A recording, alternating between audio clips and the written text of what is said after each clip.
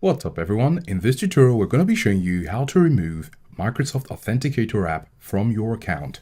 So make sure to stick around to the very end to understand how you can do this. Now when you log on into your Microsoft.com account, you're going to go over to the top right corner where you have your profile icon.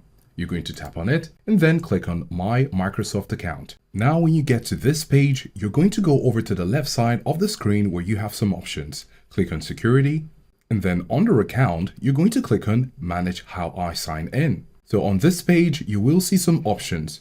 Because we want to remove Microsoft Authenticator app, we're going to come over to Send Sign-In Notification. This usually sends in the notification using Microsoft Authenticator app. As this is a drop-down, you will click on the drop-down menu, and then you will have these two options, View Activity and Remove.